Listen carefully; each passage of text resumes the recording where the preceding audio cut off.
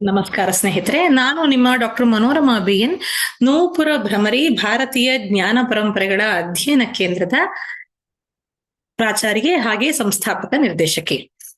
ನಿನ್ನೆವರೆಗೂ ಕೂಡ ಭರತನಾಟ್ಯದ ಉತ್ತರಾಂಗದಲ್ಲಿ ನಾವು ನರ್ತಿಸ್ತಾ ಇರುವಂತಹ ಪದ, ದೇವರನಾಮ, ಕೃತಿ ಅಥವಾ ಕೀರ್ತನೆ ಹಾಗೆ ಜಾವಳಿಗಳ ಬಗ್ಗೆ ನಾನು ಪಾಠವನ್ನು ಮಾಡಿದ್ದೆ. ಇದೆಲ್ಲವೂ ಕೂಡ ಜೂನಿಯರ್ನಿಂದ ಮೊದಲುಗೊಂಡು ಸೀನಿಯರ್, ವಿದ್ವತ್, ಗಂಧರ್ವ ಮಹಾವಿದ್ಯಾಲಯದ ವಿವಿಧ ಹಂತದ ಪರೀಕ್ಷೆಗಳು, ಪದವಿ, ಸ್ನಾತಕೋತ್ತರ ಪದವಿ ಹಾಗೆಯೇ ಸಂಶೋಧನಾ ಹಂತಗಳಿಗೂ ಕೂಡ ನೆರವನ್ನ ನೀಡಬಲ್ಲಂತಹ ಪಾಠಗಳಾಗಿವೆ. ಅದೆಲ್ಲವೂ ಕೂಡ ನಿಮ್ಗೆ ಗೊತ್ತು, ನೋಟ್ಸ್ ಕೂಡ ಮಾಡ್ಕೊಳ್ತಾ ಇರ್ಬೇಕಲ್ವಾ ನೀವು. ಮತ್ತು ಈ ಎಲ್ಲ ಪಾಠಗಳನ್ನ ಓದಿ ತಿಳಿಬೇಕು ಅಂತಂದ್ರೆ ನನ್ನ ನೃತ್ಯ ಮಾರ್ಗ ಪುಸ್ತಕವನ್ನ ನೀವು ಪರಾಮರ್ಶಿಸಬಹುದು ಅಂತ ಕೂಡ ತಿಳಿಸಿದ್ದೆ. ಈ ಹೊತ್ತಿಗೆ ನನಗೆ ಪ್ರಶ್ನೆಗಳಿಗೆ ಉತ್ತರವನ್ನ ಹೇಳಬೇಕು ಅಂತ ಮನಸ್ಸಾಗಿದೆ. ಅಂದ್ರೆ ಈ 4 ಬೇರೆ ಬೇರೆ ನೃತ್ಯ ಪ್ರಬಂಧಗಳನ್ನ ಗಮನಿಸ್ಕೊಂಡ ಹಾಗೆ ಅದರ ಪಾಠವನ್ನ ಕೇಳಿದ ಒಂದಷ್ಟು ಜನ ಕಲಾವಿದರು ಹಾಗೆ ವಿದ್ಯಾರ್ಥಿಗಳು ಕೆಲವು ಪ್ರಶ್ನೆಗಳನ್ನ ಕಳಿಸಿದ್ದಾರೆ. ಅದಕ್ಕೆ ಸಾಧ್ಯವಾದಷ್ಟು ನನ್ನಿಂದ ಆಗುವಷ್ಟು ಉತ್ತರವನ್ನ ಹೇಳ್ತೇನೆ. ಉಳಿದಿದ್ದಕ್ಕೆ ನಿಮ್ಮ ಅಧ್ಯಯನದ ಮೂಲಕವೇ ನೀವು ಅದನ್ನ ಉತ್ತರವನ್ನ ಕಂಡುಕೊಳ್ಬೇಕು. ಯಾಕೆಂತಂದ್ರೆ ಎಲ್ಲವನ್ನೂ ಕೂಡ ಪಾಠದಲ್ಲೇ ಹೇಳೋದಕ್ಕಾಗಲ್ಲ, ಕೆಲವೊಂದನ್ನ ಅನುಭವದಿಂದಲೂ ಕೂಡ ನಾವು ಅದನ್ನ ಪಡಿಬೇಕಾಗತ್ತೆ. ಮೊದಲನೇ ಪ್ರಶ್ನೆ, ಜಾವಳಿಗಳನ್ನ ಆಗಿನ ಕಾಲದ ಲವ್ ಸಾಂಗ್ಸ್ ಅಂತ ಅನ್ಬಹುದಾ? ಲವ್ ಸಾಂಗ್ಸ್, ಪ್ರೇಮ ಗೀತೆಗಳು, ಹೌದಲ್ವಾ? ನಾನು ಅದನ್ನ ತಿಳಿಸಿದ್ದೆ ಕೂಡ ಅಲ್ವಾ. ಮರಾಠಿಯಲ್ಲಿ ಪ್ರೇಮ ಗೀತೆಗಳು ಅಂತಲೇ ಹೆಸರಿದೆ. ಅಷ್ಟೇ ಯಾಕೆ, ನೀವು ನರ್ತಿಸ್ತಾ ಇರುವಂತಹ ಪದ ಆಗ್ಲಿ ಜಾವಳಿಗಳಾಗಿರ್ಲಿ ಅದರ ಸಾಹಿತ್ಯ ತುಂಬಾ ಪ್ರಾಚೀನದ್ದಾಗಿದ್ರು ಕೂಡ ಅಥವಾ ಪ್ರಾಚೀನದ ರೀತಿಯಲ್ಲಿ ಅದನ್ನು ಬರೆದಿದ್ರು ಕೂಡ ಗಂಡು ಹೆಣ್ಣಿನ ಒಂದು ಶೃಂಗಾರದ ಅಭಿವ್ಯಕ್ತಿಗೆ ಸಂಬಂಧಪಟ್ಟ ಹಾಗೆ, ಅಂದ್ರೆ ರತಿ ಭಾವಕ್ಕೆ ಸಂಬಂಧಪಟ್ಟ ಹಾಗೇನೆ ಇದೆ ಅಲ್ವಾ. ಆ ಪ್ರೇಮ, ಪ್ರೀತಿಯ, ವಿರಹ, ನೋವು, ನಿವೇದನೆ, ಅದಕ್ಕೋಸ್ಕರ ಜಗಳ ಆಡುವಂಥದ್ದು, ಅದ್ರ ಬೇರೆ ಬೇರೆ ತರದ ಸಂದರ್ಭಗಳು ಇದನ್ನು ಗಮನಿಸ್ಕೊಂಡಾಗೆ ಇದೆ. ಅಂದ್ರೆ ವಿಪ್ರಳಂಬ ಶೃಂಗಾರದಿಂದ ಸಂಭೋಗ ಶೃಂಗಾರದವರೆಗಿನ ಒಂದು ಪ್ರಯಾಣವನ್ನೇ ಈ ಪದ ಜಾವಳಿಗಳೆಲ್ಲವೂ ಕೂಡ ಮಾಡ್ತಾ ಇದೆ. ಹಾಗಾಗಿ ಒಂದರ್ಥದಲ್ಲಿ ಅವೆಲ್ಲವೂ ಕೂಡ ಆಗಿನ ಕಾಲದ ಲವ್ ಸಾಂಗ್ಸೇ. ಆಗಿನ ಕಾಲಕ್ಕೆ ಚಲನಚಿತ್ರವೋ ಅಥವಾ ಇನ್ನೊಂದು ಯಾವುದೋ ಈಗಿನ ಹೊಸ ಹೊಸ ಮಾದರಿಯ ವಿಡಿಯೋಗಳ ಲಭ್ಯತೆ ಅಂತೂ ಇರ್ಲಿಲ್ಲ. ಹಾಗಾಗಿ ಆಗಿನ ಕಾಲದ ಜನರು ಸಾಹಿತ್ಯವನ್ನೇ ಆಶ್ರಯಿಸ್ಕೊಂಡು ಅದರಲ್ಲಿ ಸೊಗಸಾದಂತಹ ಮಾದರಿಗಳನ್ನ ಕಟ್ಕೊಟ್ಟಿದ್ದಾರೆ. ಎಷ್ಟು ಮಟ್ಟಿಗೆ ಅಂತಂದ್ರೆ ನಮಗೆ ಆ ತರದ ಒಂದು ಅಟೆಂಪ್ಟೇ ಈ ಹೊತ್ತಿಗೆ ಮಾಡೋದಕ್ಕಾಗಲ್ವೇನೋ ಅನ್ನೋಷ್ಟ್ರ ಮಟ್ಟಿಗೆ ತುಂಬಾ ಸೊಗಸಾದ, ಧ್ವನಿಪೂರ್ಣವಾದಂತಹ, ವಿತ್ ಸಜೆಷನ್, ಅದನ್ನ ಯುಕ್ತವಾದಂತಹ, ಸದಾಕಾಲವೂ ಆನಂದಿಸಬಹುದಾದ ಮತ್ತು ಸಂಗೀತ ನೃತ್ಯಗಳಿಗೆ ಆಕರವಾಗುವಂತಹ ಒಂದು ಶೃಂಗಾರ ಗೀತೆಗಳನ್ನ, ಪ್ರೇಮ ಗೀತೆಗಳನ್ನ ಕಟ್ಟಿಕೊಟ್ಟಿದ್ದಾರೆ. ಅದಕ್ಕೆ ನಾವ್ ಯಾವತ್ತೂ ಕೂಡ ಅವ್ರಿಗೆ ಋಣಿಯಾಗಿರ್ಬೇಕು ಅಲ್ವಾ. ಎರಡನೇ ಪ್ರಶ್ನೆ ತುಂಬಾ ಸ್ವಾರಸ್ಯವಾಗಿದೆ. ಇದು ತುಂಬಾ ಬಹಳ ಸಂದರ್ಭೋಚಿತವೂ ಆಗಿದೆ. ಇದು ಗಂಡ ಹೆಂಡತಿಯರ ಜಗಳ ಎಲ್ಲನೂ ಕೂಡ ಪದಜಾವಳಿಗಳಿಗೆ ವಸ್ತುವಾ ಅಂತ. ಚೆನ್ನಾಗಿದೆ ಅಲ್ವಾ. ಎಲ್ಲವೂ ವಸ್ತು ಆಗಲ್ಲ, ಆದ್ರೆ ಪ್ರೀತಿಯಿಂದ ಪ್ರೀತಿಗಾಗಿ ಪ್ರೀತಿಗೋಸ್ಕರ ಅಂತ ಇರುವಂತಹ ಎಲ್ಲ ವಿಷಯಗಳು ಅಥವಾ ಸನ್ನಿವೇಶಗಳು ಕೂಡ ಪದ ಜಾವಳಿಗಳಿಗೆ ವಸ್ತುವಾಗುತ್ತೆ. ನೀವೇ ಗಮನಿಸ್ಕೊಂಡಿದ್ದೀರಾ, ಈ ಹೊತ್ತಿಗೆ ನೀವು ನರ್ತಿಸ್ತಾ ಇರುವಂತಹ ಜಾವಳಿಗಳಲ್ಲೋ ಪದಗಳಲ್ಲೋ ನನ್ನ ಕಡೆಗೆ ನಾಯಕ ಅಂದ್ರೆ ಹೀರೋ ನೋಡ್ಲಿಲ್ಲ, ಅವನು ಬರೋದಕ್ ತಡ ಮಾಡ್ದ, ಅವನು ಇನ್ನೊಬ್ಬಳ ಜೊತೆ ಯಾರ ಜೊತೆಗೇನೋ ರಮಿಸ್ತಾ ಇದ್ದಾನೆ, ನನ್ ಜೊತೆಗೆ ಅಷ್ಟಾಗಿ ಸಮಯವನ್ನ ಕಳೀತಾ ಇಲ್ಲ ಅನ್ನುವ ಹಂತದಲ್ಲಿ, ಅಥವಾ ಅವನು ಎಲ್ಲೋ ಹೊರಟು ಹೋಗಿದ್ದಾನೆ, ಅವನ ನೆನಪಿನಲ್ಲೇ ಕಾದು ಸುಣ್ಣವಾಗಿರುವಂತಹ ನಾಯಕಿ ಆಗಿರ್ಬೋದು, ಅಥವಾ ಆತನನ್ನ ಅರಸ್ಕೊಂಡು ಹೋಗುವಂತಹ ನಾಯಕಿ ಆಗಿರ್ಬೋದು. ಎಲ್ಲನೂ ನೋಡಿ ಗಮನಿಸ್ತಾ ಹೋಗಿ. ಪ್ರೋಷಿತ ಭರ್ಚಕ ಆಗಿರ್ಬೋದು, ಅಭಿಸಾರಿಕ ಆಗಿರ್ಬಹುದು, ಖಂಡಿತ ಆಗಿರ್ಬೋದು, ವಿರೋಧೋತ್ಕಂಠಿತ ಆಗಿರ್ಬೋದು, ಅಥವಾ ಅವ್ನು ನನಗೆ ಮೋಸ ಮಾಡಿದಾನ ಅನ್ನೋ ಥರದ ವಿಪ್ರಲಬ್ಧೆ ಆಗಿರ್ಬೋದು, ಅಥವಾ ನನ್ನವನೇ, ಅವನು ನನ್ನನ್ ಬಿಟ್ರೆ ಇನ್ನು ಯಾರನ್ನು ಅವ್ನು ನೆಚ್ಚೋದಿಲ್ಲ ಅನ್ನೋ ಥರದ ಸ್ವಾಧೀನ ಪತಿಕೆ ಆಗಿರ್ಬಹುದು, ಅಥವಾ ಅಯ್ಯೋ ನನ್ ತಿಳಿದೇ ಜಗಳ ಮಾಡ್ಬಿಟ್ಟೆಪ್ಪ, ಅವ್ನ್ ನಿಜವಾಗ್ಲೂ ಕೂಡ ಒಂದೇನು ತಪ್ಪಿರ್ಲಿಲ್ಲ ಅನ್ನೋ ಥರದ ಕಲಹಾಂತರಿತೆ ಆಗಿರ್ಬೋದು. ಇನ್ಯಾವುದೋ ಪ್ರೋಷಿತ ಭರ್ತೃಕೆ ಆದ್ಮೇಲೆ ಬರುವಂತಹ ವಾಸಕ ಸಜ್ಜಿಕೆ ಆಗಿರ್ಬೋದು. ವಾಸಕ ಸಜ್ಜಿಕೆಯನ್ನೇ ಭರತ ಮೊದಲನೇ ದಾರಿಗೆ ಹೇಳುವಂಥದ್ದಲ್ವಾ. ಅಂದ್ರೆ ಆತನಿಗೋಸ್ಕರ ಬಗೆ ಬಗೆಯಾದ ರೀತಿಯಲ್ಲಿ ಶೃಂಗಾರವನ್ನ ಮಾಡ್ತಾ ಇಡೀ ಕೋಣೆಯನ್ನ, ತನ್ನನ್ನ ರೆಡಿ ಮಾಡ್ಕೊಳ್ಳುವಂತಹ ಪದ್ಧತಿ. ಈಗಿನ ಕಾಲದಲ್ಲೂ ನಾವೆಲ್ಲದನ್ನೂ ಮಾಡ್ತೀವಲ್ವಾ. ಅದೇನು ಪ್ರಾಚೀನವಾಗಿರುವಂತಹ ಅವಸ್ಥಾಭೇದಗಳಷ್ಟೇ ಅಲ್ಲ, ಈ ಹೊತ್ತಿಗೂ ಕೂಡ ಎಲ್ಲರ ಮನಸ್ಸಿನಲ್ಲಿ ನಡೆಯುವಂತಹ ಸಂಗತಿಗಳು ಇವೆಲ್ಲವೂ ಕೂಡ. ತನಗೋಸ್ಕರ ಅಥವಾ ತನ್ನ ಒಂದು ಪ್ರೀತಿ ಪಾತ್ರ ವಸ್ತುವಿಗೋಸ್ಕರ, ತಾನು ಹಂಬಲಿಸ್ತಾ ಇರುವಂತಹ ಒಂದು ವ್ಯಕ್ತಿಗೋಸ್ಕರ ಇನ್ನೊಂದು ವ್ಯಕ್ತಿಯ ಜರ್ನಿ ಹೇಗಿರುತ್ತೆ ಅದನ್ನೇ ಯಷ್ಟನಾಯಿಕಾವಸ್ಥೆಗಳು ಸೂಚಿಸುತ್ತದೆ. ಇದು ಗಂಡು ಹೆಣ್ಣಿಗೆ ಅಂತ ಬೇರೆ ಬೇರೆ ಅಂತ ಅಂದುಕೋಬೇಡಿ. ನಾಯಿಕಾ ಅಂತ ಹೇಳಿದ್ದಾರೆ, ಬರೀ ಹೀರೋಯಿನ್ಸ್ ಮಾತ್ರ, ಹೀರೋ ಇಲ್ಲ ಅಂತ ಅಂದ್ಕೋಬೇಡಿ. ಹೀರೋಯಿನ್ಗಳನ್ನ ಇಬ್ರನ್ನೂ ಸೇರಿಸ್ದಾಗ ಇದು ಅವಸ್ಥೆಗಳು. ಸ್ತ್ರೀ ಮತ್ತೆ ಪುರುಷರು ಅನ್ನುವಂತಹ ಭೇದಗಳನ್ನ ನಾವು ಕಲ್ಪಿಸ್ಕೊಂಡಿರೋದು. ಹಾಗಾಗಿ ಗಂಡ ಹೆಂಡತಿಯರ ಪ್ರೀತಿಗೆ ಸಂಬಂಧಪಟ್ಟಿರುವಂತಹ, ರತಿಗೆ ಸಂಬಂಧಪಟ್ಟಿರುವಂತಹ ಜಗಳಗಳು ಕೂಡ ವಸ್ತುವಾಗುತ್ತೆ. ಅದನ್ನ ಬಿಟ್ಬಿಟ್ಟು ಬೆಳಗ್ಗೆ ಬಾತ್ರೂಮ್ ಹೊಕ್ಕಂತಹ ಗಂಡ ಇನ್ನೂ ಬರ್ಲಿಲ್ಲ ಅನ್ನುವ ತರದ ಹೆಂಡತಿಯ ಮನಸ್ತಾಪ, ಅಥವಾ ತರಕಾರಿ ತಂದಿದ್ ಸರಿಯಾಗ್ಲಿಲ್ಲ ಅನ್ನುವ ತರದ ಹೆಂಡತಿಯ ಆವೇಗ, ಅದೆಲ್ಲವೂ ವಸ್ತು ಆಗ್ಬೇಕು ಅಂತಲೂ ಏನು ಇಲ್ಲ. ಆದ್ರೆ ಪ್ರೀತಿ ಸಹಿತವಾಗಿ ಕಟ್ಟಿಕೊಟ್ರೆ ಈ ನಾಯಿಕಾವಸ್ಥೆಗಳನ್ನ ಗಮನಿಸ್ಕೊಂಡು ಮಾಡೋದಾದ್ರೆ ಖಂಡಿತವಾಗ್ಲೂ ಕೂಡ ಪದಾಜಾವಳಿಗಳಲ್ಲಿ ಅಂತಹ ವಿಷಯಗಳಿಗೆ ಆಸ್ಪದ ಇದೆ. ಅದ್ರ ಬಗ್ಗೆ ಇನ್ನೊಂದಷ್ಟು ಮುಂದೆ ಮಾತಾಡೋಣ. ಇನ್ನೊಂದು ಪ್ರಶ್ನೆ ಬಂದಿದೆ, ಮೇಡಮ್ ನೀವು ನಾಯಕಿಯರು ಅಂತ ಹೇಳ್ತೀರಾ, ನಾಯಕರಿಗೆ ಎಲ್ಲೂ ಕೂಡ ಸಾಹಿತ್ಯಗಳೇ ಸಿಗೋದಿಲ್ವಲ್ಲ, ನಾಯಕಿಯರಿಗೆ ಇಷ್ಟೆಲ್ಲಾ ಅವಸ್ಥಾ ಭೇದಗಳು ವಿಧಗಳು ಇದೆ, ಆದ್ರೆ ಶೃಂಗಾರ ನಾಯಕರ ಬಗ್ಗೆನೆ ಬರೋದಿಲ್ವಲ್ಲ, ಏನ್ ಅನ್ಯಾಯ ಅಲ್ವಾ ಅಂತ ಕೇಳಿದ್ದಾರೆ.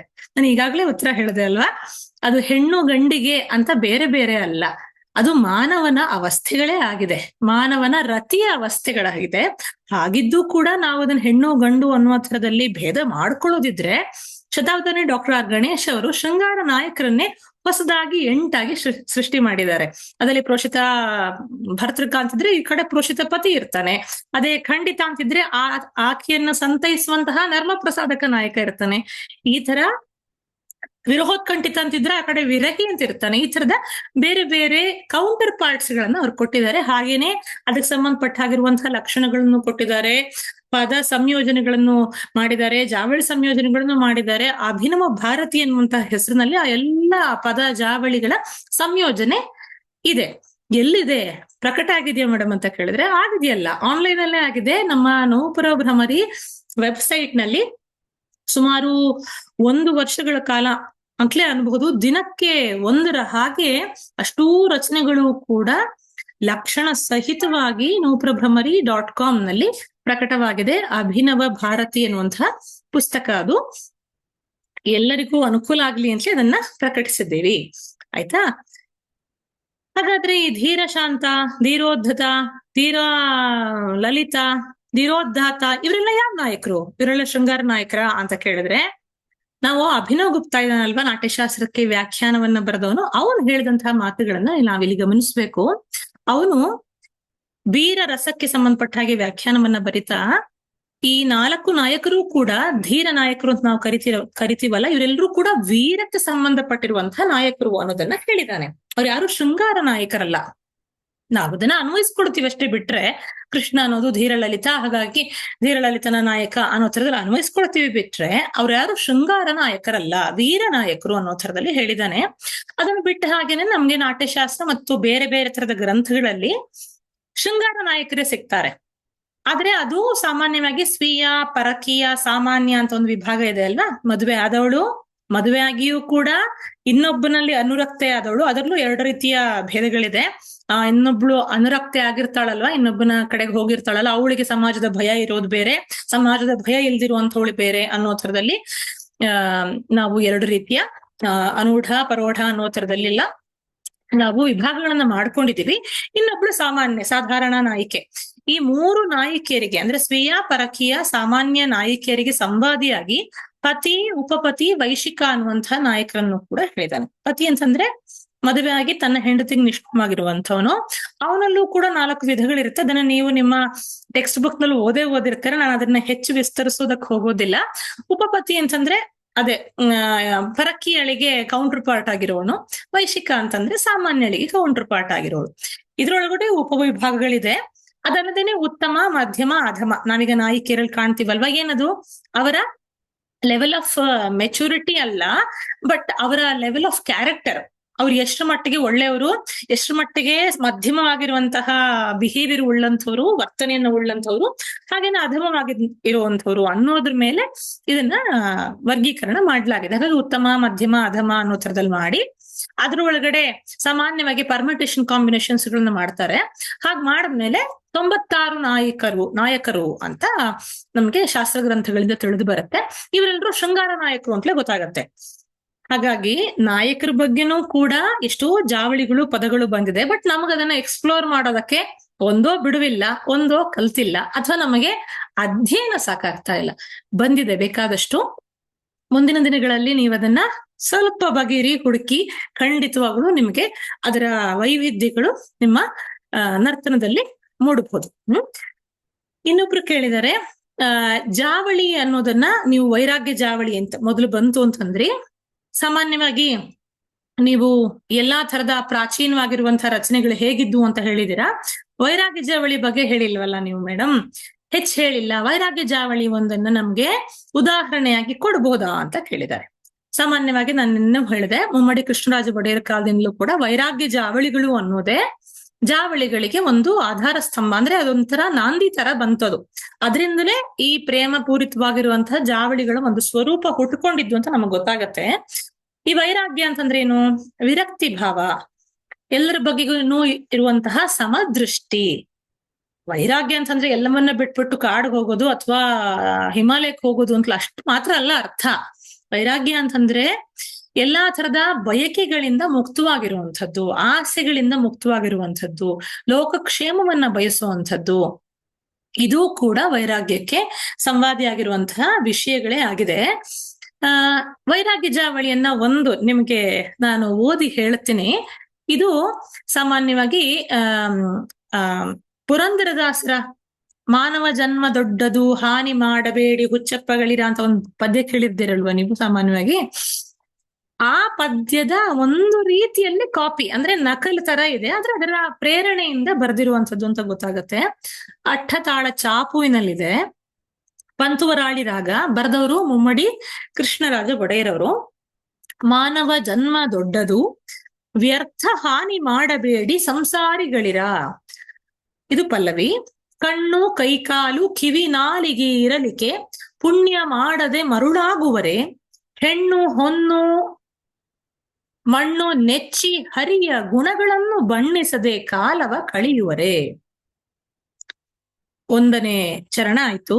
ಇನ್ನೊಂದು, ಕಾಲದೂತರು ಕೈ ಪಿಡಿದೆಳೆವಾಗ ತಾಳು ತಾಳೆಂದರೆ ತಾಳುವರೆ, ಬಾಳುವರಾದರೆ ಬಹುಧರ್ಮ ಗಳಿಸಿರೋ ಬೀಳು ಸಂಸಾರದಿ ಬಿದ್ದು ನರಳುವರೆ. ಎರಡನೇ ಚರಣ.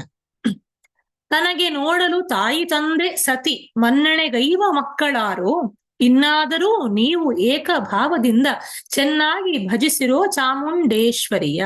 ಚಾಮುಂಡೇಶ್ವರಿ ಅನ್ನುವಂಥ ಅಂಕಿತದಲ್ಲಿ ಅವ್ರು ಬರೆದಿರುವಂಥದ್ದು ಜಾವಳಿಗಳನ್ನ. ಸಾಮಾನ್ಯವಾಗಿ ಶ್ರೀ ಚಾಮುಂಡೇಶ್ವರಿ ಅಂತ ಅವ್ರ ಕುಲದೇವತೆ, ಮೈಸೂರು ಸಂಸ್ಥಾನದವರದ್ದು. ಹಾಗಾಗಿ ಇದು ಪುರಂದರದಾಸರ ಮಾನವ ಜನ್ಮ ದೊಡ್ಡದು ತುಂಬಾ ಫೇಮಸ್ ಹಾಡಲ್ವ, ಅದು ಪ್ರಖ್ಯಾತವಾಗಿರುವಂತಹ ಪದ ಅದು. ಅದನ್ನ ಗಮನಿಸ್ಕೊಂಡಾಗಿ ಇವ್ರು ಸ್ವಲ್ಪ ಮಟ್ಟಿಗೆ ಬದಲಾವಣೆಗಳನ್ನ ಮಾಡಿ ಅದನ್ನ ಬೆಳೆಸ್ಕೊಂಡಿದ್ದಾರೆ. ಈ ತರದ್ದು ತುಂಬಾ ಪ್ರಯುಕ್ತಿಗಳು ಜಾವಳಿಗಳಲ್ಲೂ ಪದಗಳಲ್ಲೂ ಕಾಣುತ್ತೆ. ಕಾಂತನ ಕಾಣದೆ ಅಂತ ಶುರುವಾಗುವಂತಹ ಜಾವಳಿಗಳ ಸಂಖ್ಯೆನೇ ಸುಮಾರು 50 ಇರ್ಬೋದು. ಇದೇ ತರದರ ಮರುಳಾದೇನೋ ಅಥವಾ ಮರುಳಾದೇನೋ ಅನ್ನೋ ತರದಲ್ಲಿ ಇನ್ನು ಬೇರೆ ಬೇರೆ ತರದ ಇದ್ರ ಹತ್ರ ಮರುಳು, ಅದ್ರ ಸುತ್ತಮುತ್ತ ಇರುವಂತ ಶಬ್ದಗಳಲ್ಲೇ ಸುಮಾರು 50 ಜಾವಳಿಗಳು ಇರ್ಬೋದು. ಅಂದ್ರೆ ಒಂದು ಇನ್ನೊಂದ್ರದ್ದು ರೆಪ್ಲಿಕಾ, ನಕಲು ಅಥವಾ ಕಾಪಿ ಅನ್ನೋ ತರದ ಎಷ್ಟೋ ಜಾವಳಿಗಳನ್ನು ಕಾಣ್ತೀವಿ. ತಪ್ಪು ಒಪ್ಪಿನ ಪ್ರಶ್ನೆ ನಾನು ಇಲ್ಲಿ ಎತ್ತೋದಿಲ್ಲ, ಆದ್ರೆ ಇದನ್ನ ನಾವು ಬೇರೆ ಶಾಸ್ತ್ರ ಗ್ರಂಥಗಳಲ್ಲೂ ಕಾಣ್ತೀವಿ. ಒಂದು ನಮ್ಮ ಹಿರಿಯರ ಬಗೆಗಿನ ಪ್ರೀತಿ, ಅವರ ಸಾಹಿತ್ಯವನ್ನು ಉಳಿಸ್ಬೇಕು ಅನ್ನುವಂತಹ ಆಸಕ್ತಿಯು ಕೂಡ ಇದಕ್ಕೆ ಕಾರಣ ಆಗಿದ್ದಿರಬಹುದು ಅಂತ ನಾನು ಧನಾತ್ಮಕವಾಗಿ ನಾನು ಅದನ್ನ ಗ್ರಹಿಸ್ತೀನಿ. ಇನ್ನೊಂದು ವೈರಾಗ್ಯ ಪ್ರತಿಪಾದಕ ಜಾವಳಿ ಅಥವಾ ಜಾವಳಿ, ನಾನು ಅದನ್ನ ಹೇಳಿದ್ದೆ ಕೂಡ ಅಲ್ವಾ, ಎರಡೂ ಕೂಡ ಸಿಮಿಲರ್ ಆದಂತಹ ಅರ್ಥವನ್ನು ಕೊಡುತ್ತೆ ಅಂತ ಹೇಳ್ಬಿಟ್ಟು. ಇದು ಸುಮಾರು ಚರಣಗಳನ್ನು ಹೊಂದಿದೆ. ನಾನು ಒಂದ್ 2 ಚರಣ ಹೇಳ್ತೀನಿ. ಕೆಲವೊಂದಂತೂ ಪುಟ್ಟಗಟ್ಲೆ ಇರುವಂತಹ ಜಾವಳಿಗಳು ಇದೆ, ಅದು ಶೃಂಗಾರ ಜಾವಳಿಗಳಲ್ಲೂ ಇದೆ. ಹಾಗೆಯೇ ಬರೀ 4ರಿಂದ 5 ಸಾಲಿನಲ್ಲಿ ಮುಗಿಯುವಂತಹ ಜಾವಳಿಗಳು ಇದೆ. ಈ ವೈರಾಗ್ಯ ಜಾವಳಿಯ ರಾಗ ಭೈರವಿ ಮತ್ತು ಆದಿತಾಳದಲ್ಲಿದೆ. ಮಾಡಿ ಮಾಡಿ ಮೂಢನಾದೆ ಆಡಿ ಆಡಿ ದುಷ್ಟರೊಡನೆ ಜಾಡನು ತಿಳಿಯದೆ ಕೂಡಿ ಮುಂದ ಕಾರ್ಯಗಳನ್ನು. ಇದು ಪಲ್ಲವಿ. ಚಂಡ ಸುತ ಪಂಡಿತರನು ಕಂಡುದಕ್ಕೆ ಕಣ್ಣನಿಷ್ಟು ಪುಂಡತನದಿ ಭ್ರಮಿಸಿಕೊಂಡು ಪುಂಡರೀಕಾಕ್ಷನ ನೆನೆಯ ದಿನ ಅಂತ ಹೇಳ್ಬಿಟ್ಟು 2ನೇ ಚರಣ. ಈ ತರ ಒಂದು 5-6 ಚರಣಗಳಿದೆ, ನೀವು ಬೇಕಾದನ್ನ ಗಮನಿಸ್ಕೊಳ್ಬಹುದು. ಇನ್ನು ಈ ಎಲ್ಲಾ ಜಾವಳಿಗಳು ಕೂಡ ಸಾಮಾನ್ಯವಾಗಿ ಜಾವಳಿಗಳದ್ದು ಒಂದು ಪುಸ್ತಕಗಳೆಲ್ಲ ಬಂದಿದೆ, ತೆಲುಗಿನಲ್ಲೂ ಬಂದಿದೆ, ಕನ್ನಡದಲ್ಲೂ ಬಂದಿದೆ. ನಿಮಗೆ ಆನ್ಲೈನ್ ಅಲ್ಲಿ ಹುಡುಕಿದ್ರೆ ಇದೆಲ್ಲವೂ ಕೂಡ ನಿಮಗೆ ಸಿಗುತ್ತೆ. ನೋಡಿ, ಇದೆಲ್ಲ ನೋಡಿದಾಗ ನಿಮ್ಗೆ ಏನ್ ಅನ್ಸುತ್ತೆ? ದಾಸರ ಪದ ಅಂತ ನಾವು ಹೊತ್ತಿಗೆ ಕಾಣ್ತಿದೀವಲ್ಲ, ಪದಗಳನ್ನೇ ಹೋಲುವ ತರದ ರಚನೆಗಳು, ಪದ ಆಗಿರ್ಲಿ, ಪದಂ ಅನ್ನೋದಾಗಿರ್ಲಿ, ಅಥವಾ ಕೃತಿಗಳಾಗಿರ್ಲಿ ನಂತರದಲ್ಲಿ ಬಂದಿರುವಂತದ್ದು, ಅಥವಾ ಜಾವಳಿಗಳಾಗಿರ್ಲಿ, ಪದಗಳನ್ನೇ ಹೋಲುವಂತಹ ರಚನೆಗಳು, ದಾಸರ ಪದಗಳನ್ನೇ ಹೋಲುವ ರಚನೆಗಳು. ಹಾಗಾಗಿನೇ ಮಹಾಮಹೋಪಾಧ್ಯಾಯ ಡಾಕ್ಟರ್ ಸತ್ಯನಾರಾಯಣ ಅವರಿಂದ ಮೊದಲುಗೊಂಡು ಅನೇಕ ಹಿರಿಯರು ದಾಸರ ಪದಗಳ ಕಾಲಕ್ಕೆ ಇವೆಲ್ಲದರ ಸ್ವರೂಪವನ್ನು ಕೂಡ ಒಂದು ಕಂಡುಕೊಳ್ಳಬಹುದು. ಶ್ರೀಪಾದರಾಯರ ಕಾಲಕ್ಕೆ ಜಾವಳಿಗಳದ್ದೆಲ್ಲ ಬಂದಿತ್ತು ಅನ್ನೋದನ್ನ ಸೂಚಿಸ್ತಾರೆ. ಇನ್ನೊಂದು ಮುಖ್ಯವಾಗಿರುವಂತಹ ಪ್ರಶ್ನೆ, ಇದು ನಾಯಕಿಯರ ಬಗ್ಗೆ ಬಹಳಷ್ಟು ಮಾತಾಡಬಹುದು. ನಾಯಕಿಯರ ಬಗ್ಗೆ ಬಹುಶಃ ನಮ್ಗಷ್ಟು ಸಮಯ ಸಾಲೋದಿಲ್ಲ. ನಾನು ಈ ರಚನೆಗಳಿಗೆ ಸಂಬಂಧಪಟ್ಟ ಹಾಗೇನೆ ಮಾತಾಡ್ತೀನಿ, ಬಿಟ್ರೆ ತೀರಾ ಹೊರಗಡೆ ಹೋಗಿ ಮಾತಾಡೋದಕ್ಕೆ ಹೊರಟ್ರೆ ನಿಮಗೆ ಮತ್ತೆ ಅದ್ರ ಬಗ್ಗೆನೂ ಪಾಠ ಕೇಳ್ತೀರಲ್ವಾ? ಸರಿ, ಇರ್ಲಿ, ಪರವಾಗಿಲ್ಲ, ಅದನ್ನು ಮಾಡೋಣಂತೆ. ಶೃಂಗಾರ ಅಷ್ಟನಾಯಿಕ ಬಗ್ಗೆ ತುಂಬಾ ಬೇರೆ ಬೇರೆ ರೀತಿಯಲ್ಲಿ ಬರ್ದಿದಾರಲ್ವಾ ಮೇಡಮ್? ನೀವ್ ಹೇಳಿದ್ರಿ ನೆನ್ನೆ, ಅಷ್ಟನಾಯಿಕೆಯರು ಅಲ್ಲದೇನೆ ಅದ್ರ ಒಳಗಡೆ ಇರುವ ವಿಭಾಗಗಳ ಬಗ್ಗೆ ಎಲ್ಲ ಬರ್ದಿದ್ದಾರೆ, ಬರೆಯಕ್ಕಾಗತ್ತೆ ಅಂತ ಹೇಳಿದ್ರಿ. ಒಂದಷ್ಟು ಬಿಡಿಸಿ ಹೇಳ್ಬಹುದಾ ಅಂತ ಕೇಳಿದ್ದಾರೆ. ಉದಾಹರಣೆಗಳ ಸಹಿತವಾಗಿ ಹೇಳಿ ಅಂತಲೂ ಹೇಳಿದ್ದಾರೆ. ಬೇರೆ ಉದಾಹರಣೆಗಳನ್ನ ಎಷ್ಟು ಅಂತ ನನಗೆ ವೆರೈಟಿ ಕೊಡಕ್ಕಾಗತ್ತೆ, ನಂದೇ ಒಂದಷ್ಟು ಉದಾಹರಣೆಗಳನ್ನು ನಾನು ತಗೊಂಡಿದ್ದೀನಿ. ಹಾಗಾಗಿ ಯಾವ್ಯಾವ ತರ ಎಲ್ಲ ಇರ್ತಾರೆ ಅನ್ನೋದನ್ನ ಗಮನಿಸ್ಕೊಳ್ಳೋಣ ಅಂತ. ಸಾಮಾನ್ಯವಾಗಿ ಉತ್ತಮ, ಮಧ್ಯಮ, ಅಧಮ ಅನ್ನುವಂಥ ನಾಯಕಿಯರನ್ನ ನಾವು ನಾಯಕರ ತರಾನೇ ಕ್ಯಾರೆಕ್ಟರಿಸ್ಟಿಕ್ಸ್ ಹಾಕೋತೀವಿ ಅಲ್ವಾ? ಅದಲ್ದೇನೆ ಸ್ವೀಯ, ಪರಕೀಯ, ಸಾಮಾನ್ಯ. ಆಯ್ತಾ? ಇದ್ರ ಒಟ್ಟಿಗೆ ಆ 8 ಅಷ್ಟನಾಯಿಕಾವಸ್ಥೆಯ ನಾಯಕಿಯರಿದಾರಲ್ಲ, ಇವ್ರನ್ನೆಲ್ಲ ಒಂದು ಪರ್ಮಿಟೇಷನ್ ಕಾಂಬಿನೇಷನ್ ಮಾಡ್ತು ಅಂತಂದ್ರೆ ನಿಜವಾಗ್ಲೂ ಅದು 264 ಇರೋದು ಅಂತ ಸಂಶೋಧಕರ ಹೇಳ್ತಾರೆ. ಡಾಕ್ಟರ್ ದ್ವರಿತಾ ವಿಶ್ವನಾಥ್ ಅಂತ ನಮ್ಮ ಸಂಸ್ಥೆಯಲ್ಲೇ ಇರುವಂತಹ ಪ್ರಾಧ್ಯಾಪಿಕೆಯವರು, ಅವರು ಈ ವಿಷಯವಾಗಿ ಕ್ವಾಂಟಿಫಿಕೇಶನ್ ಆಫ್ ನಾಯಿಕಾಸ್ ಅಂತಲೇ ಅದನ್ನ ಕಂಡು ಹಿಡಿದಿದ್ದಾರೆ. ಆದ್ರೆ ಸಾಮಾನ್ಯವಾಗಿ ಎಲ್ಲಾ ಗ್ರಂಥಗಳಲ್ಲೂ 384 ಅಂತ ಅದು ಬರೆಯಲ್ಪಟ್ಟಿದೆ. ಆದ್ರೆ ಅಂದ್ರೆ ದಿವ್ಯದ ಒಟ್ಟಿಗೆ ಸೇರ್ಕೊಂಡಾಗ ಅದು 792 ನಾಯಕಿಯರಾಗ್ತಾರೆ ಅಂತ. ಅದೇ 264 ನಾಯಕಿಯರು ಯಾವಾಗ ಆಗ್ತಾರೆ ಅಂತಂದ್ರೆ ಅದೇ ಅಧೀರ, ಧೀರ ಅನ್ನೋದನ್ನ ಖಂಡಿತ ನಾಯಕಿಯ ಒಳಗಡೆ ನಾವು ಸೇರಿಸಬಹುದು, ಅದು ಸ್ವೀಯಾದ ಒಳಗಡೆ ಅಲ್ಲ ಅಂತ ಹೇಳೋದ್ರ ಮೂಲಕವಾಗಿ. ಹಾಗಾಗಿ 792 ನಾಯಕಿಯರ ಬಗ್ಗೆನೂ ಕೂಡ ಬರಿಬಹುದು ಪದ ಜಾವಳಿಗಳನ್ನ. ಇನ್ನು ನಾಟ್ಯಶಾಸ್ತ್ರದಲ್ಲೇ ನಮಗೆ ಸುಮಾರು ದೂತಿಯರು ಕಾಣ್ತಾರೆ. ದೂತಿಯರು ಅಂತಂದ್ರೆ ಮೆಸೆಂಜರ್ಸ್. ಈ ನಾಯಕನಿಗೆ, ಈ ನಾಯಕಿಗೆ ಮಧ್ಯದಲ್ಲಿ ಲೆಟರ್ ಪಾಸ್ ಮಾಡೋರು, ಅವನ್ ಹೇಳಿದ್ದನ್ನ ಇವಳಿಗೆ, ಇವಳು ಹೇಳಿದ್ದನ್ನ ಅವನಿಗೆ ತಿಳಿಯಪಡಿಸ್ಬೇಕಲ್ಲ. ಬೇಡ, ಅಷ್ಟಪದಿನಲ್ಲೇ ನಿಮ್ಗೆ ಸಖಿಯರು ಸಿಗ್ತಾರಲ್ಲ, ಅವರು ಒಂದರ್ಥದಲ್ಲಿ ದೂತಿಯರೇ. ಹೀಗೆ ದೂತಿಯರು ಅನೇಕರು ಸಿಗ್ತಾರ. ಸಖಿ ಅಲ್ಲದೇನೆ ಬೇಕಾದಷ್ಟು ಜನ ದೂತಿಯರ ವಿವರಣೆಗಳು ಸಿಗುತ್ತೆ. ಹಾಗೇನೆ ಮುಂದುವರೆದು ಬಂದು ಸುಮಾರು 21 ಬಗೆಯ ದೂತಿಯರನ್ನ ಪಂಡರೀಕ ವಿಠಲನ ದೂತಿ ಕರ್ಮ ಪ್ರಕಾಶ ಅನ್ನುವಂಥದ್ದೇ ಒಂದು ಗ್ರಂಥ ಇದೆ, ದೂತಿಯರಿಗೆ ಅಂತಲೇ ಇರೋದು. ಅದರಲ್ಲಿ ಅವನು ಪಟ್ಟಿ ಮಾಡ್ತಾನೆ. ಬಹಳಷ್ಟು ವೆರೈಟಿಯಲ್ಲಿ ಆ ದೂತಿಗಳನ್ನ ನಾವು ಕಾಣ್ತೀವಿ. ಕೊರವಂಜಿಯರನ್ನ ಕಾಣ್ತೀವಿ, ಬಳೆ ಹಾಕೋಳನ್ನ ಕಾಣ್ತೀವಿ, ನೇಯೋಳನ್ನ ಅಂದ್ರೆ ಬಟ್ಟೆ ನೇಯೋಳನ್ನ ಕಾಣ್ತೀವಿ, ತಾಯಂದ್ರನ್ನ ಕಾಣ್ತೀವಿ. ಈ ತರ ಬೇರೆ ಬೇರೆ ಲೆವೆಲ್ ನಲ್ಲಿ ದೂತಿಯರೆಲ್ಲ ಇದ್ದಾರೆ. ಸಖಿಯರು ಕೂಡ ದೂತಿಯರಲ್ಲಿ ಒಬ್ಬರಾಗಿ ಬರ್ತಾರೆ.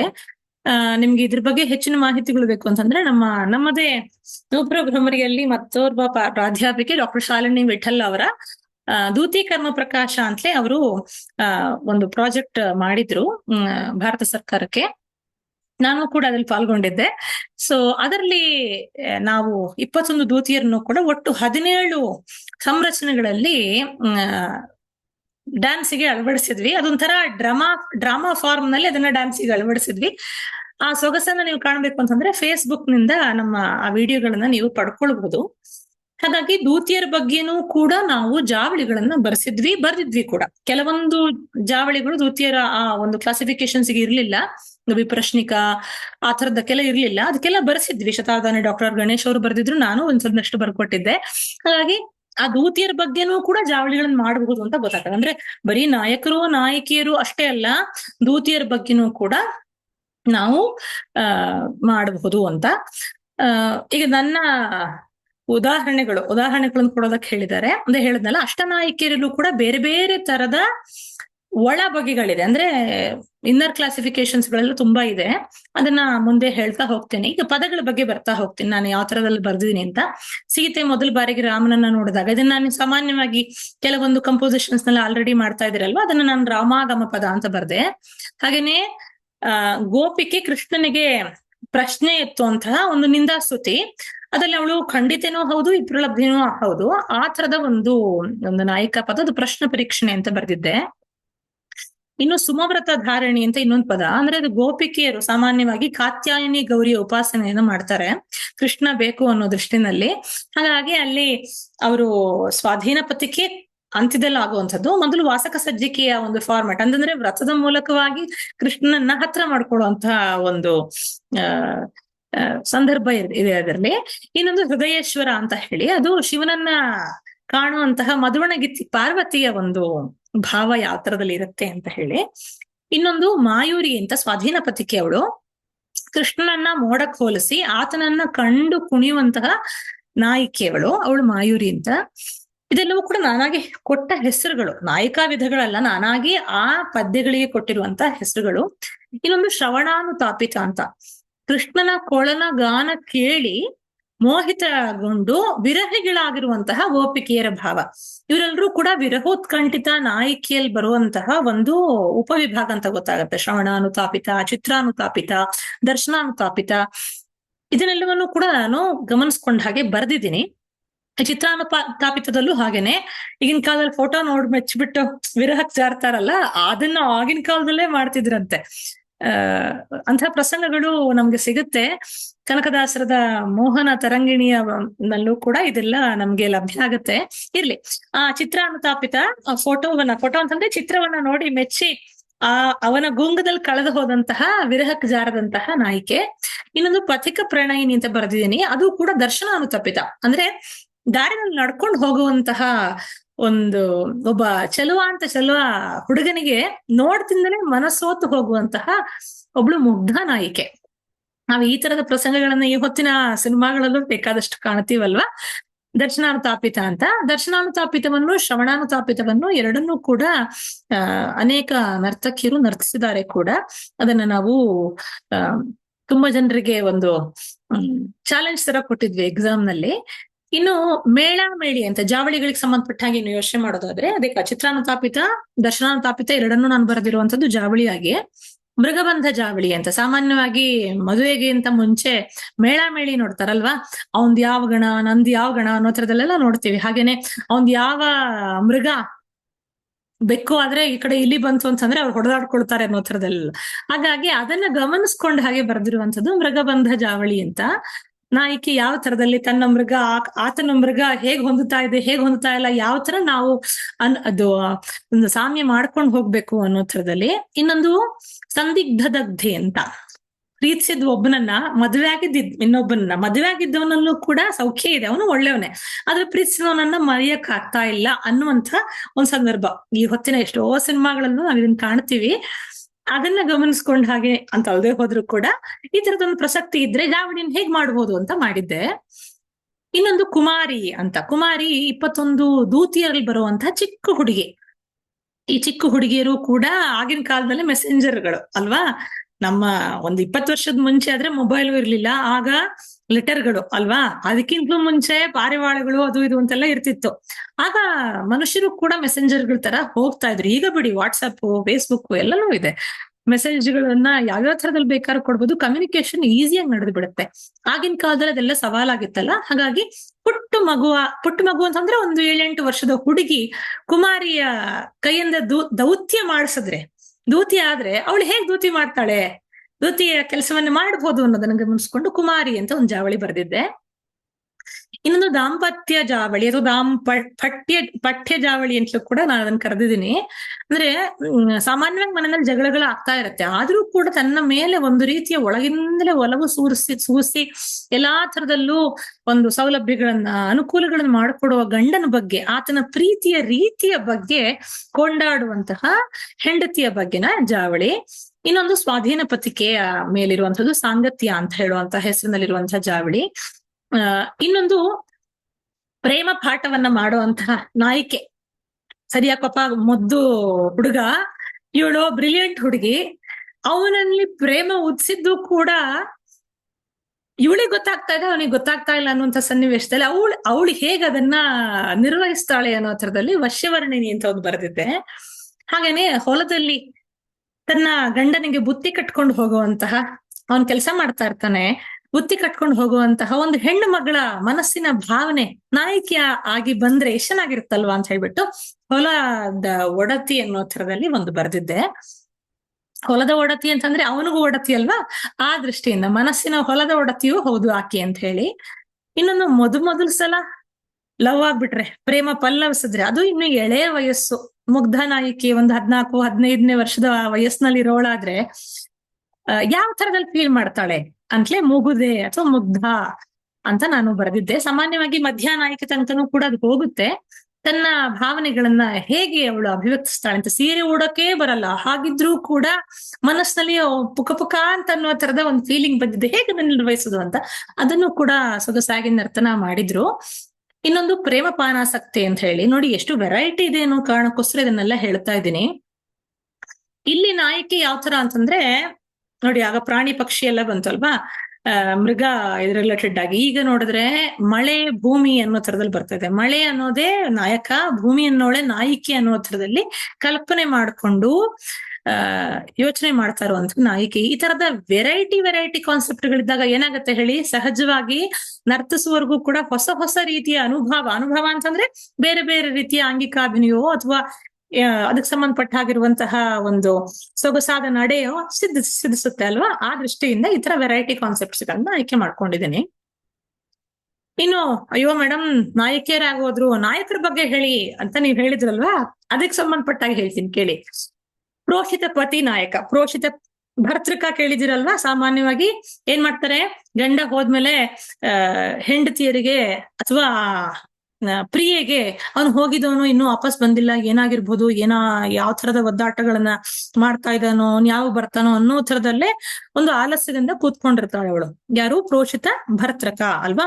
ಅದಕ್ಕೆ ಕೌಂಟರ್ ಪಾರ್ಟ್ ಪ್ರೋಷಿತ ಪತಿ ನಾಯಕ. ಇವನ ಹೆಸರು ದೀಕ್ಷಾ ಬದ್ಧ ಅಂತ ನಾನು ಕೊಡ್ತೀನಿ.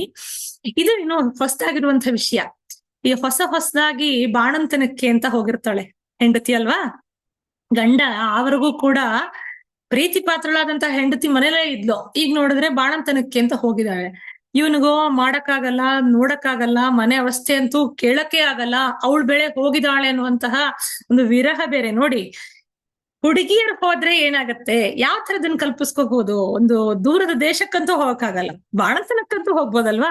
ಹಾಗಾಗಿ ಅಮ್ಮಂದಿರಾದಂತಹ ಸಂದರ್ಭದಲ್ಲಿ ಹೊಸ ಬಾಣಂತನದ ದಿನಗಳಲ್ಲಿ ಪತಿಯ ಪಾಡ್ ಹೇಗಿರುತ್ತೆ ಅನ್ನೋದನ್ನ ಒಂದು ಅಭಿನಯಕ್ಕೆ ಒಪ್ಪುವ ತರದಲ್ಲಿ ಬದುಕಿಸಿರುವಂತದ್ದು.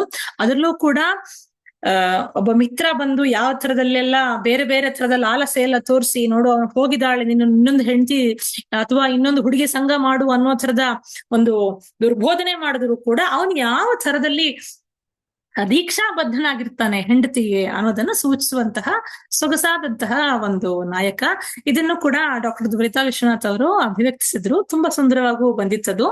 ಇನ್ನೊಂದು ಕೊರೋನಾ ಕಾಲದಲ್ಲಿ ಬಂದಿರುವಂತದ್ದು, ಇದು ಕೂಡ ಸೊಗಸಾಗಿದೆ. ಆಗಿನ ಕಾಲದಲ್ಲೆಲ್ಲ ಕೊರೋನಾದ ಟೈಮ್ ನಲ್ಲೆಲ್ಲ ಏನಾಗಿತ್ತು, ಮನೆ ಒಳಗಡೆನೆ ಕೂತ್ಕೋಬೇಕು, ಹೊರಗಡೆ ಯಾರು ಬರಬಾರದು ಅನ್ನೋ ತರದಲ್ಲಿ ಕಟ್ಟಪ್ಪಣೆ ಮಾಡಿದ್ರಲ್ವಾ. ಇದನ್ನ ಇಟ್ಕೊಂಡು ಒಂದು ಜಾವಳಿ ಬರಿಬಾರ್ದ ಅಂತ ಹೇಳ್ಬಿಟ್ಟು ಒಬ್ರು ವಿದ್ಯಾರ್ಥಿನಿ ಕೇಳಿದ್ರು.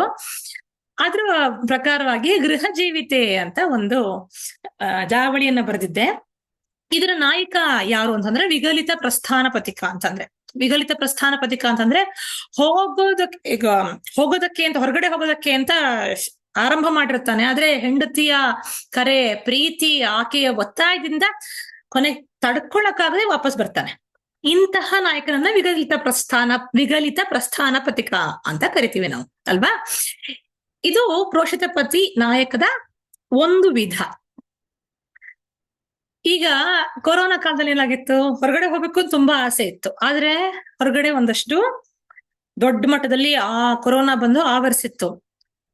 ಆದ್ರೂ ಹೋಗ್ಬೇಕು ಅನ್ನುವಂಥದ್ದು ಒಂದು ತಹತಹಿಕೆ. ಹೊರಗಡೆ ಕಾಲಿಟ್ಟಿರ್ತಾನೆ, ಹೆಂಡತಿಯ ಒತ್ತಾಸೆ, ಕರೆ, ಬೇಡ ಅಂತ ಹೇಳ್ಬಿಟ್ಟು ಅವಳು ಪ್ರಾರ್ಥಿಸ್ಕೊತಾ ಇರ್ತಾಳೆ. ಸೊ ಹೋದ್ರೆ ವಾಪಸ್ ಬರ್ತಾಳೆ. ಸೊ ಈ ತರದಲ್ಲಿ ಅದನ್ನ ನಾನು ಗಮನಿಸ್ಕೊಂಡು ಬರೆದಿದ್ದೆ. ಆ ಪ್ರೀತಿಯಿಂದ ಯಾವ ತರದಲ್ಲಿ ಅವಳು ವಾಪಸ್ ಕರೆಸ್ಕೊಂಡ್ಲು ಅಂತ. ಅದನ್ನ ಅಭಿನಯ ಕೂಡ ಮಾಡಿದ್ರು. ಇನ್ನೊಂದು ಅವಸಿತ ಪ್ರವಾಸ ಪತಿ, ಇದು ಕೂಡ ಹೌದು. ಈಗ ಒಂದು ವಿಗಲಿತ ಪ್ರಸ್ಥಾನ ಪಥಿಕ, ಇನ್ನೊಂದು ಪ್ರೋಷಿತ ಪತಿ ನಾಯಕ ಭಾವಕ್ಕೆ ಸಂಬಂಧಪಟ್ಟ ಹಾಗೇನೆ ಅವಸಿತ ಪ್ರವಾಸ ಪತಿ.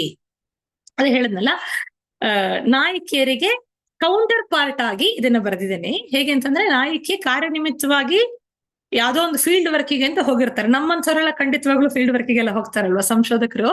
ಅದೇ ತರದಲ್ಲಿ ಬೇಡಪ್ಪ, ಈಗಿನ ಎಷ್ಟೋ ಜನ ಟೆಕ್ಕಿಗಳಾಗಿರ್ಲಿ ಅಥವಾ ಫ್ರೆಂಡ್ಸ್ಗಳ ಜೊತೆಗೆ ಬೇರೆ ಬೇರೆ ಊರುಗಳಿಗೆ ಪ್ರಯಾಣ ಮಾಡ್ತಾ ಇರ್ತಾರೆ. ತುಂಬಾ ಪ್ರೇಮದಲ್ಲಿ ತುಂಬಾ ಒಟ್ಟಿಗೆ ಇರುವಂತಹ ಗಂಡ ಹೆಂಡತಿ, ತುಂಬಾ ಗಲಾಟೆ ಮಾಡ್ಕೊಂಡಿರೋರಲ್ಲ, ತುಂಬಾ ಪ್ರೀತಿಯಿಂದ ಇರುವಂತಹ ಗಂಡ ಹೆಂಡತಿರಲ್ಲಿ ನಾಯಕಿ ಕಾರ್ಯನಿಮಿತ್ತ ತುಂಬಾ ದೂರ ದೇಶಕ್ಕೆ ತೆರಳಿರ್ತಾಳೆ. ಅವಳು ವಾಪಸ್ ಮನೆಗೆ ಬಂದಾಗ ಆ ಫೀಲಿಂಗ್ ಅನ್ನ, ಇಷ್ಟರೊಳಗೆ ಆಗಿರುವಂತಹ ಫೀಲಿಂಗ್ ಅನ್ನ ಹಂಚ್ಕೊಳ್ತಾನೆ.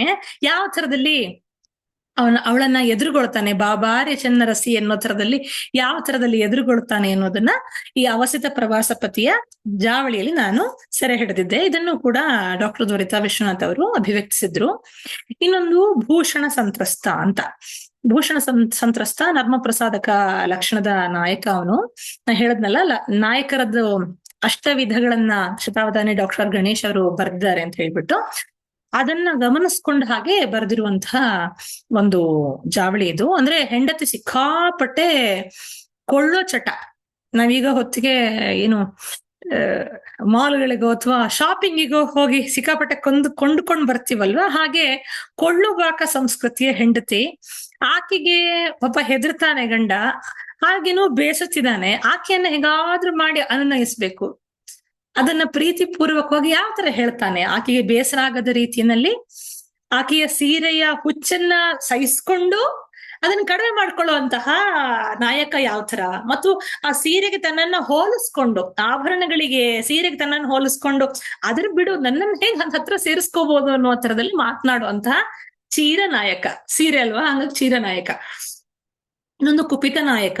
ಅದು ಏನು ಅಂತಂದ್ರೆ, ತನ್ನ ಹೆಂಡತಿ, ಅದೇ ಪರಕೀಯ ನಾಯಿಕೆ, ಪರಕೀಯ ನಾಯಿಕೆ. ಅದರಲ್ಲೂ ಕೂಡ ಅವಳು ಎಗ್ಗಿಲ್ಲದೆ ಇನ್ನೊಬ್ಬನನ್ನ ಮೋಹಿಸ್ಕೊಂಡು ಹೋಗ್ತಾ ಇರ್ತಾಳೆ. ಅದನ್ನ ಗಮನಿಸ್ಕೊಂಡ ಹಾಗೆ ಯಾವ ತರ ಪತ್ನಿ ನಿಷ್ಠನಾದಂತಹ ನಾಯಕ ಯಾವ ತರದಲ್ಲಿ ಬೇಸರ ಮಾಡ್ಕೊತಾನೆ. ಆದ್ರೆ ಹಾಗಂತ ಅವಳನ್ನ ಬಿಡೋಂತಹ ಇರಾದೆ ಇವನಿಗಿಲ್ಲ. ಬದಲಾಗಿ ದಾಂಪತ್ಯವನ್ನ ಸರಿ ಮಾಡ್ಕೊಳ್ಬೇಕು ಅನ್ನುವಂತಹ ಭಾವ ಇದೆ. ಹಾಗಿದ್ದಾಗ ಯಾವ ತರದಲ್ಲಿ ಅವನ ಭಾವನೆಗಳು ಬರುತ್ತೆ ಅನ್ನೋದನ್ನ ಕುಪಿತ ನಾಯಕ ಅನ್ನೋ ಥರದಲ್ಲಿ ಹೇಳಿರುವಂಥದ್ದು. ಇನ್ನೊಂದು ಖಂಡನ ಮಂಡಿತ ಅಂತ. ಅದು ಒಂದು ಅನ್ಯ ಸಂಭೋಗ ದುಃಖಿತ ಅಂತ ಒಂದು ನಾಯಕಿ ಇದ್ದಾಳೆ. ಆ ನಾಯಕಿಗೆ ಸಮಾನಾಂತರವಾಗಿ, ಅಂದ್ರೆ ಕೌಂಟರ್ ಪಾರ್ಟ್ ಆಗಿರುವಂತಹ ನಾಯಕನಾಗಿ ನಾನು ಇದನ್ನು ಚಿತ್ರಿಸಿದ್ದೇನೆ. ಅಂದ್ರೆ ಪ್ರೀತಿ ಮತ್ತು ದಾಂಪತ್ಯ ಎರಡನ್ನೂ ಕೂಡ ಸರಿಪಡಿಸ್ಕೊಳ್ಳುವಂತಹ ನಾಯಕನಾಗಿ ಈ ಕುಪಿತ ನಾಯಕನನ್ನು, ಖಂಡನ ಮಂಡಿತವನ್ನು ಎರಡನ್ನೂ ಒಟ್ಟಿಗೆ ಚಿತ್ರಿಸಿದ್ದೀನಿ. ಇದಲ್ಲದೆ ಪ್ರಣಯ ನಿರೀಕ್ಷಕ ಅಂತ, ಪ್ರಣಯಾಭಿಸಾರಕ ಅಂತಲೂ ಕೂಡ ಹೇಳಿದ್ದೇನೆ.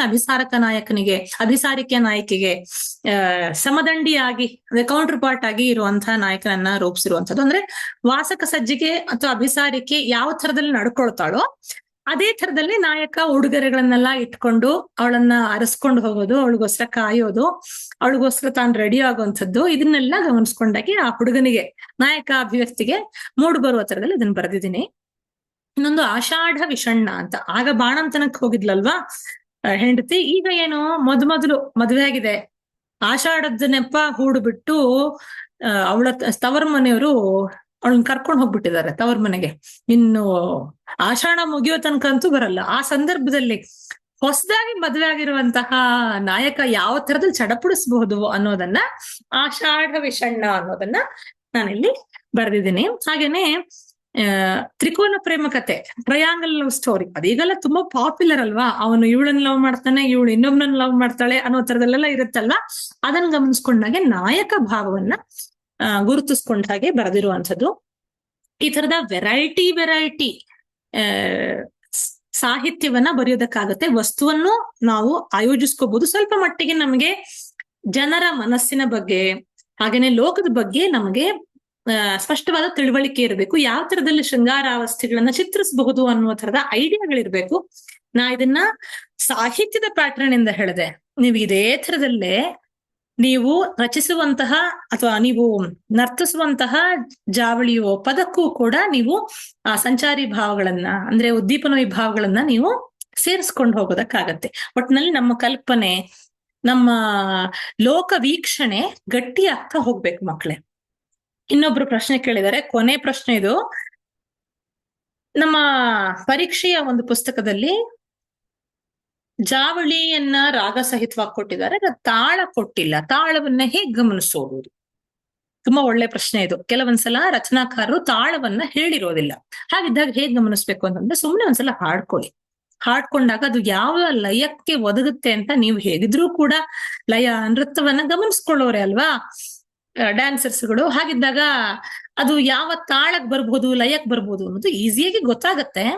ಹಾಗೆ ಗೊತ್ತಾಗದೆ ಹೋದ್ರೆ ನೀವು ಶಾಲೆಗಳಲ್ಲಿ ಕಲ್ತಿರ್ತೀರ ಕನ್ನಡ ಪಾಠದಲ್ಲಿ ಅಲ್ವಾ, ಗುರು ಲಘು ಹೇಗ್ ಹಾಕ್ಬೇಕು ಅನ್ನೋದು. ಆತರ ಗುರು ಲಘು ಹಾಕೊಂಡು ಹೋಗಿ ಆ ಸಾಲಿಗೆ ಹೋದಾಗ ಅದು ಸಮ ಇದರಲ್ಲಿ ಮಾತ್ರೆಗಳು ಬಂತು ಅಂತಂದ್ರೆ, ಈಗ 4, 4, 8, 4, 12, 4, 16 ತರ ಬಂತು ಅಂತಂದ್ರೆ ಗೊತ್ತಾಗೋಯ್ತು ನಿಮ್ಗೆ. 16 ತರ ಬಂತು ಅಂತಂದ್ರೆ ಆದಿ ತಾಳ ಕೂತ್ಕೊಳ್ಳುತ್ತೆ ಅಂತ ಗೊತ್ತಾಯ್ತು.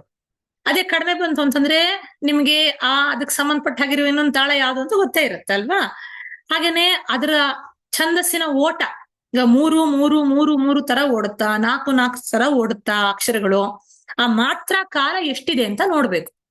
ಈಗ ಒಂದ್ ವೇಳೆ 19 ಬಂತು ಅಂತ ಇಟ್ಕೊಂಡ್ಬಿಡೋಣ. ಆಗ ಏನ್ ಮಾಡ್ಬೇಕು, 20ಕ್ಕೆ ಎಳೆದು ಹಾಡ್ಬೇಕಾಗತ್ತೆ. ತಗ್ಸಕ್ಕಂತೂ ಆಗಲ್ಲ ಅಂತಂದಾಗ ಎಳೆದು ಹಾಡ್ಬೇಕಾಗತ್ತೆ. ಅದನ್ನ ಗಮನಿಸ್ಕೊಂಡ ಹಾಗೆ ನಾವು ತಾಳಗಳನ್ನು ನಿಷ್ಕರ್ಷೆ ಮಾಡ್ಬೇಕು. ಚಾಪು ತಾಳಗಳನ್ನು ಹಾಗೇನೆ ಆ ಪದದ ಓಟ ಹೇಗಿದೆ, ಜಂಪ್ ಹೇಗಾಗತ್ತೆ ಪದ ಅನ್ನೋದನ್ನ 1-2 ಸಲ ಹಾಡ್ಕೊಳ್ಳಿ. ನಿಮ್ಗೆ ಸಹಜವಾಗಿ ಅದು ನಿಮ್ ಕೈಗೆ ಸಿಗುತ್ತೆ. ಆಗ ನೀವು ಆರಾಮವಾಗಿ ಆ ಭಾವಕ್ಕೆ ತಕ್ಕ ಹಾಗೆ ತಾಳವನ್ನ ಹೇಗೆ ಯೋಚನೆ ಮಾಡಬಹುದು ಅನ್ನೋದು ನಿಮ್ಗೆ ಅರ್ಥ ಆಗತ್ತೆ. ಈಗ ತುಂಬಾ ದ್ರುತಗತಿಯ ಒಂದು ಖಂಡಿತ ಅನ್ನುವಂಥ ನಾಯಕ ಇದ್ರೆ ಸಾಮಾನ್ಯವಾಗಿ ವಿಳಂಬ ಕಾಲದಲ್ಲಿ ಇದ್ರೆ ಅಷ್ಟು ಚೆನ್ನಾಗಿರಲ್ಲ ಅಲ್ವಾ. ಮಾಡ್ಬೋದು, ಆದ್ರೆ ಸ್ವಲ್ಪ ಮಟ್ಟಿಗೆ ಮಧ್ಯಮೋ ದ್ರುತವೋ ಹೋಯ್ತು ಅಂತಂದ್ರೆ ಅದ್ರದ್ದು ಸೊಗಸು ಸ್ವಾರಸ್ಯ ಜಾಸ್ತಿ ಆಗತ್ತೆ. ಆಗ ನೀವು ಒಂದು ಖಂಡ ಚಾಪುನೋ ಅಥವಾ ತ್ರಿಶ್ರವೋ ಈ ತರ ತಗೊಂಡ್ಬಿಟ್ರೆ ಚೆನ್ನಾಗಿರುತ್ತೆ. ಅದೇನು ಸ್ವಲ್ಪ ನಿಧಾನವಾಗಿ ಆ ಭಾವನೆಯನ್ನ ಸ್ವಲ್ಪ ತೀವ್ರವಾಗಿ ಅಭಿವ್ಯಕ್ತಿಸ್ಬೇಕು ಅಂತಂದ್ರೆ ಮಿಶ್ರ ಚಾಪುವನ್ನೋ ಅಥವಾ ಸಂಕೀರ್ಣವನ್ನೋ ಅಥವಾ ಇನ್ಯಾವುದಾದ್ರು ತಾಳಗಳನ್ನು ತಗೊಳ್ಬಹುದು. ಸಮಲಯದಲ್ಲೇ ಹೋಗ್ಬೇಕು ಅಂತಂದ್ರೆ ಆದಿ ತಾಳ ಚತುಶ್ರ ಗತಿಯನ್ನ ತಗೊಳ್ಬೇಕಾಗತ್ತೆ. ಹೀಗೆ ನಿಮಗೆ ಬೇಕಾಗಿರುವ ಭಾವ, ಆ ಪದ್ಯದ ಛಂದಸ್ಸು, ಅದು ಓಡ್ತಾ ಇರುವಂತಹ ಅಕ್ಷರದ ಲಯ, ಇದನ್ನು ಗಮನಿಸ್ಕೊಂಡ ಹಾಗೆ ತಾಳವನ್ನ ನಾವು ಸೂಚಿಸ್ಬೇಕು. ಆಗ ಅದನ್ನ ಹಾಡೋದಕ್ಕೂ ಕಷ್ಟ ಆಗಲ್ಲ, ನೃತ್ಯ ಮಾಡೋದಕ್ಕೂ ಕಷ್ಟ ಆಗಲ್ಲ. ತುಂಬಾ ಎಳಿಬೇಕು ಅಂತಲೂ ಇಲ್ಲ ಅಥವಾ ತುಂಬಾ ಹಿಡಿಬೇಕು ಅಂತಲೂ ಇಲ್ಲ. ಸೊಗಸಾಗಿ ನಿಮಗೆ ಅಂದವಾಗಿ ಅದು ದೊರಕುತ್ತದೆ. ತುಂಬಾ ಆಯ್ತಲ್ವಾ ಪಾಠ? ಸರಿ, ಸಿಗೋಣ ಮುಂದಿನ ತರಗತಿನಲ್ಲಿ. ಮತ್ತೊಂದು ನೃತ್ಯ ಬಂಧ ಅದ್ರ ಬಗ್ಗೆ ನಾನು ಮಾತಾಡೋಳಿದ್ದೇನೆ.